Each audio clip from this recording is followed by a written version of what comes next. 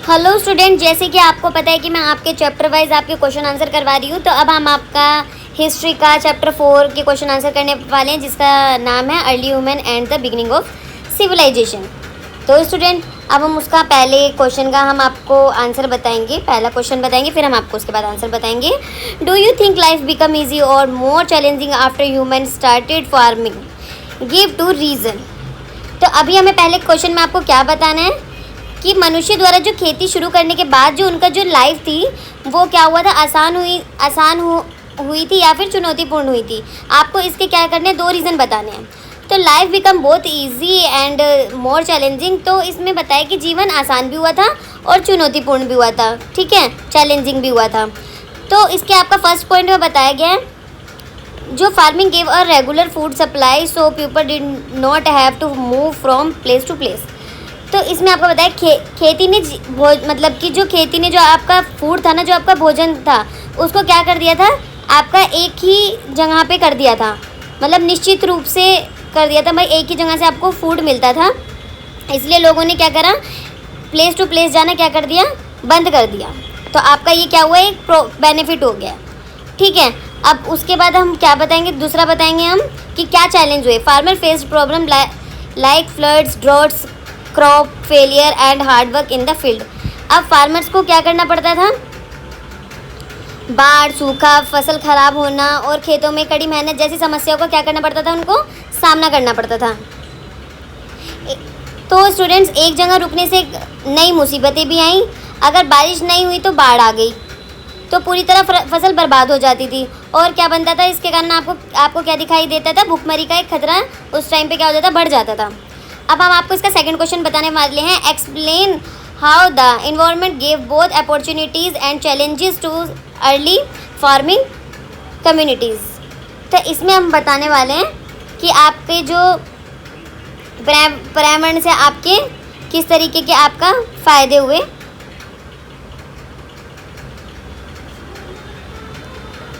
ठीक है, किस तरीके से आपका फ़ायदे हुए आपका पर्यावरण से आपके फार्मिंग में, ठीक है।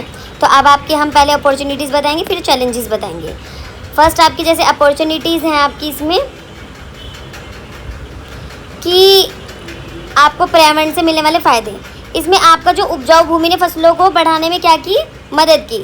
Fertile land helped crops grow, ठीक है। Reverse provided water for farming, और क्या किया, नदियों के आसपास की ज़मीन क्या हो गई थी, बहुत अच्छी होने लगी थी, ठीक है, जिससे क्या होता था, बीज डालने पर पौधा आसानी से उग जाता था। वहीं आपका थर्ड पॉइंट है, animal and forest gave useful resources. जानवरों और जंगलों ने उपयोगी संसाधन क्या किए थे, दिए थे इस टाइम पे, ठीक है। किस टाइम पे आपको कृषकों को, समुदाय को उसमें क्या मिले थे, बहुत सारे फ़ायदे मिले थे। अब आपको यहाँ पे पर्यावरण से क्या क्या आपको उनको चैलेंजेस मिले, तो अब हम आपको उसके चैलेंजेस के बारे में बताएंगे। फर्स्ट आपको इसका चैलेंज मिला कि आपका flood destroyed crops and homes, जो सूखे के कारण क्या हुआ, आपका भोजन की कमी हुई, ठीक है, भोजन की और आपकी फसलों की भी कमी हुई। और क्या हुआ, आपका बाढ़ ने फसलों को क्या किया आपका, और घरों को बर्बाद कर दिया, ठीक है। और दूसरा क्या है, आपका ड्रॉट्स ने क्या किया, जब आपके सूखे कारण भोजन की आपकी कमी हुई। तीसरा है आपका wild animal could attack people and crops, और जो आपके जंगली जानवरों ने लोगों और फसलों पर क्या किया, हमला कर सकते थे उस टाइम पे जो वो थे। अब खुले खेतों और जंगलों के पास रहने के कारण हिंसक जानवरों द्वारा इंसानों को मारने या फसलों को चर जाने का डर इन लोगों को क्या रहता था, हमेशा लगा रहता था। तो आपके अपॉर्चुनिटीज़ और चैलेंजेस आपके दोनों क्लियर हो गए हैं। अब आपका थर्ड क्वेश्चन है, why do historian divide early human history into stone, bronze and iron ages? What does this classification tell us? तो अब आपको आपके थर्ड क्वेश्चन में क्या बताना है, जो आपके इतिहासकार ने प्रारंभिक मानव इतिहास को, जैसे आपका इसमें लिखा है, आपका स्टोन, ब्रॉन्ज, आयरन एजेस, आपका जो पत्थर का, कांसे का, लोहे के युग में क्यों विभाजित करते थे, ठीक है। और इनके आपको डिवाइड से, क्लासिफिकेशन से आपको क्या पता लगता है, ठीक है। तो स्टूडेंट्स इसमें हमें क्या पता लगता है, इसमें जो आपके इतिहासकार थे उन्होंने क्या किया, औजार और हथियार बनाने के लिए इन सब टूल्स का क्या किया, उपयोग किया। इन सब टूल्स का क्या किया, यूज़ किया है टूल्स को बनाने के लिए। इन सब जो भी आपका मटेरियल है इन सब चीज़ों का यूज़ किया उन्होंने वेपन्स बनाने के लिए और टूल्स बनाने के लिए। तो स्टूडेंट जो आपका स्टोन एज है, स्टोन एज में आपके जो स्टोन के जो आपके टूल्स थे वो यूज़ किए जाते थे। और जो आपकी ब्रॉन्ज एज है, कांस्य युग है, उसके अंदर आपका ब्रॉन्ज टूल यूज़ किए जाते थे, वेपन्स बनाए जाते थे उससे। और आयरन एज में आपका आयरन टूल्स बहुत ही ज़्यादा बनाए जाते थे और आपका ये बहुत ज़्यादा क्या थे, कॉमन थे। ठीक है। तो स्टूडेंट आप इसके अंदर देख भी रहे हो कि जैसे जैसे हम जैसे जैसे युग में आगे बढ़ते गए, सबसे पहले हम स्टोन से बनाते थे, फिर उसके बाद हम ब्रोंज से आपका अपने वेपन्स और अपने टूल्स बनाने लगे और लास्ट में हम आयरन से बनाने लगे।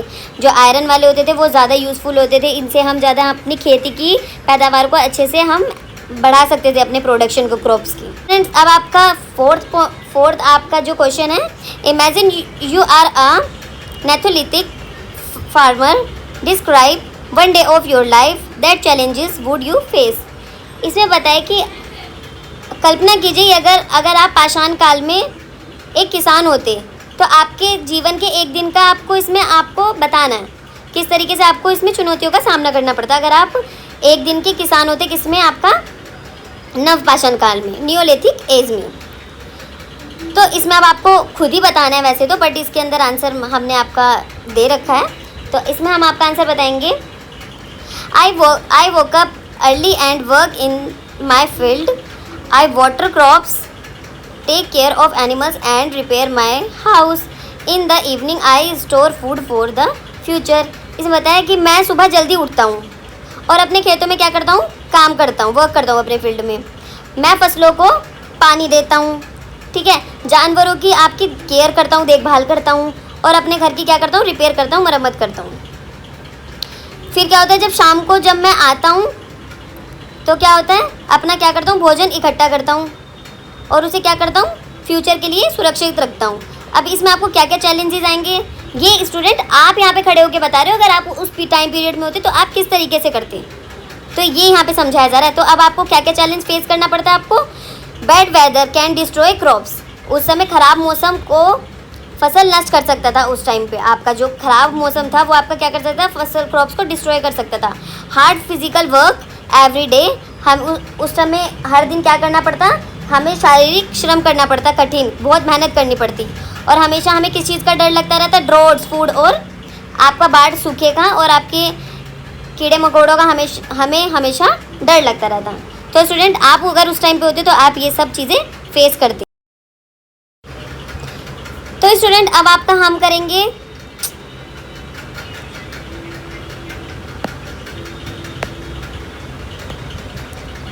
तो स्टूडेंट अब हम आपका करेंगे फिफ्थ क्वेश्चन।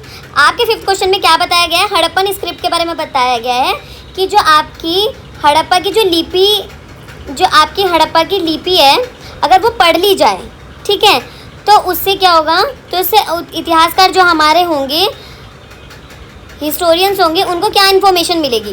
तो अब हम बताएंगे उनको क्या क्या इन्फॉर्मेशन मिलेगी।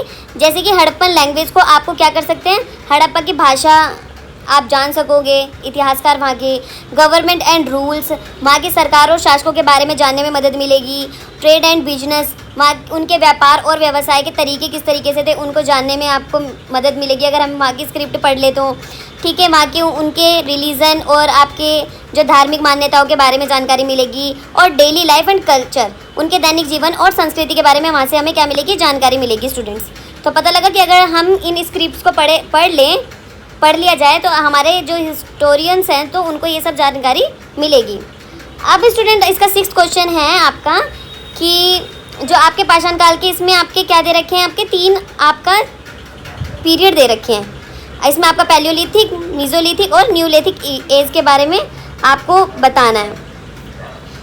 तो इसके अंदर आपका फर्स्ट है आपके टूल्स। भाई उस टाइम पे कैसे टूल्स थे, उस टाइम पे सेटलमेंट्स कैसा था, कैसी बस्तियाँ थी, उस टाइम पे किस तरीके का कला थी, आर्ट्स थी और भोजन किस तरीके था। पहले हम पैलियोलिथिक एज के बारे में बताएंगे, उसके अंदर आपको बताएंगे रफ टूल्स, स्टोन टूल्स थे आपके जो खुरदरे पत्थर के औजार थे उस टाइम पे, और वहाँ पे किस तरीके का था,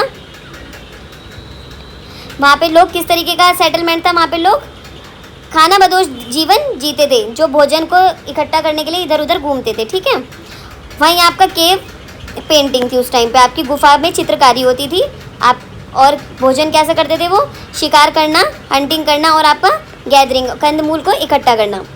वहीं आपका मीजोलिथिक पीरियड में आपका जो मध्यपाषाण काल है उसके अंदर आपका किस तरीके के टूल थे, स्मॉल स्टोन टूल्स थे उस टाइम पे, आपके छोटे और नुकीले पत्थर के औजार थे, आपका टेम्परेरी कैंप्स थे, आपके अस्थाई जो आपके घर थे उस टाइम पे, अस्थाई लोग अपने लोग टेम्परेरी आपके हाउसेस बना के रहते थे।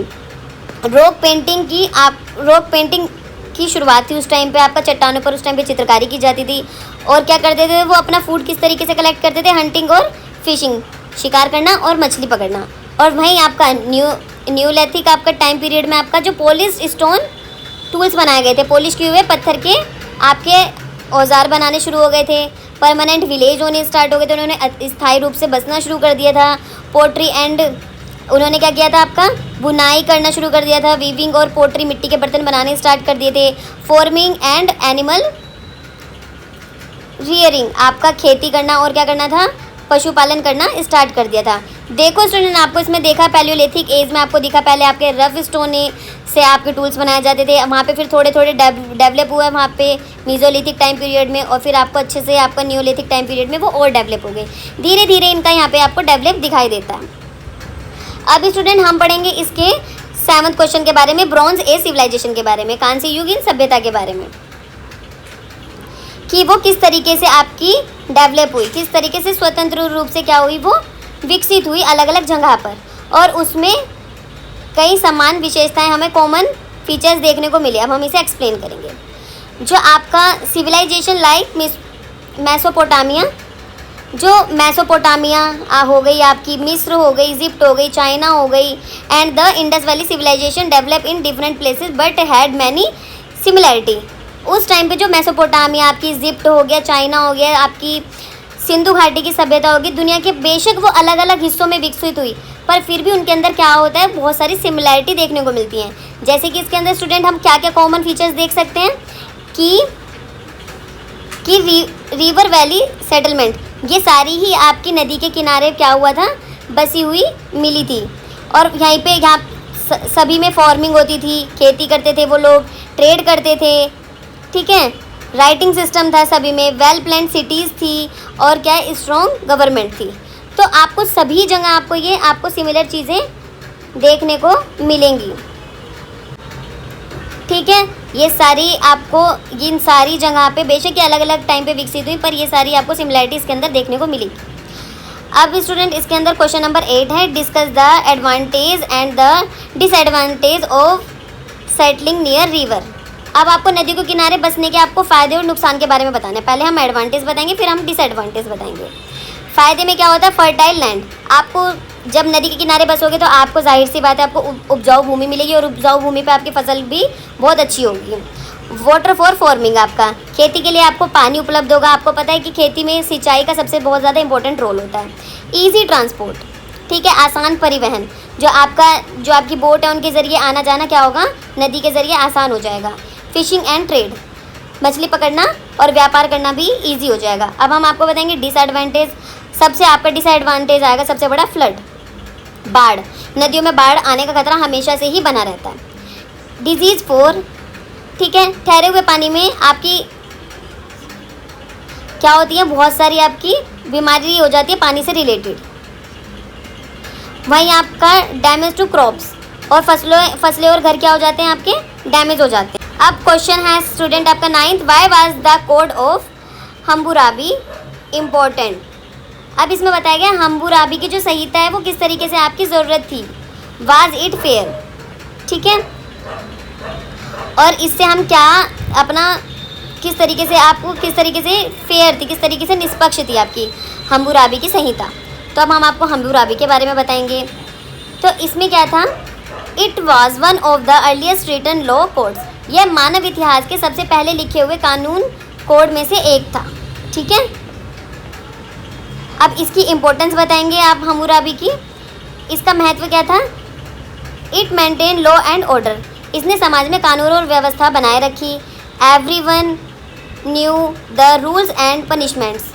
और जो आपका कोई भी मतलब जैसे कानून और व्यवस्था बनाए रखी, और जो जनता है ना, जनता का नियम क्या है, उन्हें तोड़ने पर उनको क्या मिलनी चाहिए, उनको सज़ा दी जाती थी अगर कोई भी रूल्स को तोड़ता था। अब वाज इट फेयर, क्या ये निष्पक्ष था? अब बताएंगे हम no, it was not fully fair because, नहीं यह पूरी तरह से निष्पक्ष नहीं था, क्योंकि punishment were different for rich and poor people. अमीर और गरीब लोगों के लिए सज़ा के नियम क्या थे, इसमें अलग अलग थे। ठीक है स्टूडेंट्स, अब हमने आपको हम्मुराबी संहिता के बारे में भी बता दिया इसमें। अब आपका 10th क्वेश्चन है, which innovation for earlier civilisation change the world permanently, कि आपका किस तरीके से शुरुआती सभ्यताओं ने आविष्कार करके दुनिया को किस तरीके से बदला और क्यों बदला।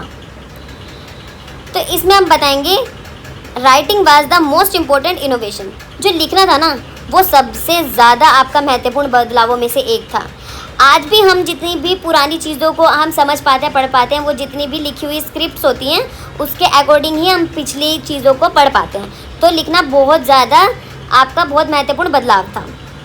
अब इसका रीज़न देंगे, it help people record history, जैसे कि मैंने आपको बताया, इससे लोगों के इतिहास का रिकॉर्ड रखने में मदद मिलती है। ठीक है, इम्प्रूव ट्रेड, व्यापार और आपसी बातचीत, ठीक है, कम्युनिकेशन, उनका आपसी बातचीत, एंड और क्या होता है, ज्ञान को अपने आने वाली पीढ़ी तक पहुंचाने का ज़रिया बनती है आपकी जो राइटिंग होती है। आप पुराने टाइम पे हमारे जो राजा महाराजा थे, या पुराने टाइम पे लोगों ने किस तरीके से आप शासन किया, तो ये सब चीज़ें हमें राइटिंग से ही पता लगता है, लिखने से ही पता लगता है। अगर वो लोग लिख के नहीं जाते तो हमें इन सब चीज़ों के बारे में पता ही नहीं होता।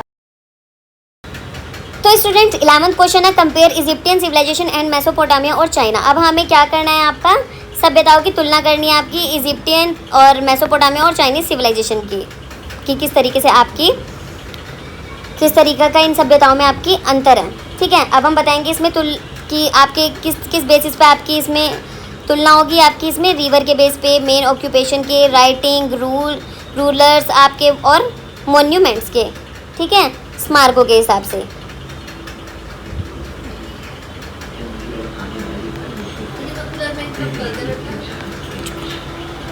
तो अब हम पहले बताएंगे इजिप्टियन के बारे में, और सेकंड आपका मेसोपोटामिया, और थर्ड आपका चाइना के बारे में।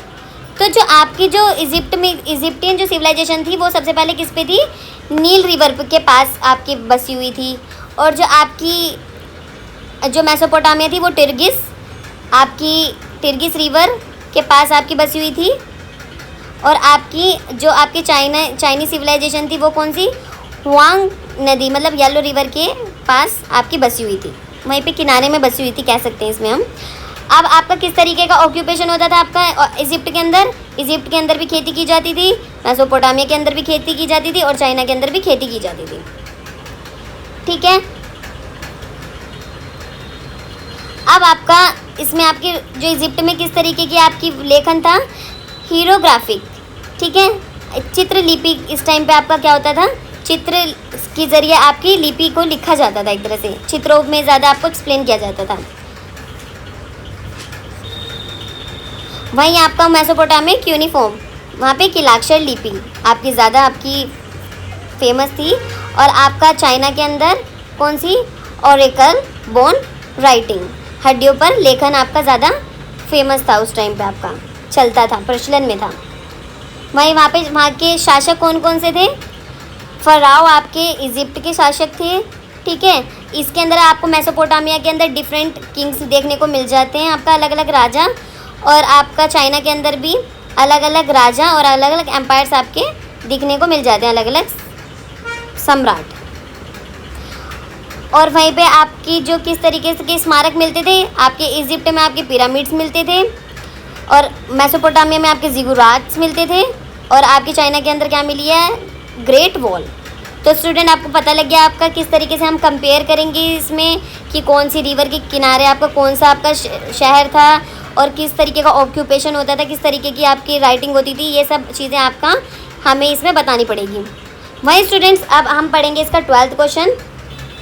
12th question, locate the major river and civilisation. आप हमें प्रमुख नदियों और सभ्यताओं के बारे में बताना है कि प्रमुख नदियाँ और सभ्यताओं की स्थिति किस तरीके की मतलब थी, कहाँ कहाँ कौन कौन सी सभ्यताएं थी। ठीक है, मेसोपोटामिया हमने आपको ऊपर भी क्लियर कर दिया। आपका जो मेसोपोटामिया सिविलाइजेशन थी वो टिग्रिस रिवर के पास थी। इजिप्ट आपका नील रिवर के पास थी। चाइना आपकी हुआंग हे जो आपकी येलो रिवर है उसके पास थी। और जो आपका सिंधु और सरस्वती जो आपकी जो सिविलाइजेशन है वो किसके पास थी, इंडस और सरस्वती रिवर के किनारे बसी हुई थी। तो ये आपको पता लग गया। और आप यहाँ पे आप मैप के अकॉर्डिंग भी देखो, ये देख सकते हो, यहाँ पे नील रिवर के पास इजिप्टियन थी, टिर्गिस के पास आपकी मेसोपोटामिया थी, हुएंग हाग के पास आपकी कौन सी चाइना थी, और इंडस आपकी कौन सी थी, सिंधु और सरस्वती के किनारे आपका इंडस सिविलाइजेशन था। वहीं आपका 13th क्वेश्चन है आपका, choose one early civilisation and prepare a mini presentation. अब आपको क्या करना है, मिस्र की सभ्यता पर एक छोटा सा आपको एक यहाँ पे आपको प्रोजेक्ट बनाना है। ठीक है, जैसे कि हम लिख सकते हैं इसके अंदर इजिप्टियन सिविलाइजेशन में आपको पहले बता सकते हैं कि किस नदी के किनारे थी, नील रिवर के, इसके इंपॉर्टेंट फीचर्स के बारे में बता सकते हैं। वैसे मैंने आपके इसमें नोट्स में ये सारी चीज़ें इजिप्टियन सिविलाइजेशन आपका सब सारे सिविलाइजेशन अलग अलग पार्ट्स में कवर करवा दिए हैं। वो ये सब चीज़ें आप वहाँ जाके भी देख सकते हैं, वहाँ से आपको और भी अच्छे तरीके से ये सारी चीज़ें क्लियर हो जाएंगी। तो अब हम इसके इंपॉर्टेंट फीचर बताएंगे। जैसे आपका वहाँ पे आपको उपजाऊ ज़मीन मिलती थी, फर्टाइल लैंड मिलती थी, हीरोग्लिफिक राइटिंग आपके वहाँ चित्रकारी चित्रलिपि का उपयोग किया जाता था, पिरामिड्स वहाँ पे मिलते थे आपके बड़े बड़े। ठीक है, आपका जब वहाँ पे किसका रूल था, फेरो का रूल था आपका। और जो आपका वहाँ पे दूसरी सभ्यताओं के साथ क्या किया जाता था, ट्रेड भी किया जाता था, व्यापार भी किया जाता था। फिर वहाँ की इंपॉर्टेंस के बारे में बताया गया है। जो आपका इजिप्ट था वो क्या था, दुनिया की सबसे शुरुआती और सबसे महान सभ्यताओं में से एक था, अर्लीस्ट और ग्रेटेस्ट आपका सिविलाइजेशन था। ठीक है, तो स्टूडेंट्स अब आपके ये साइड में कुछ शॉर्ट नोट्स हैं, ये आपको बहुत सारी चीज़ों को पढ़ने में और कवर करने में आपकी हेल्प करेंगे।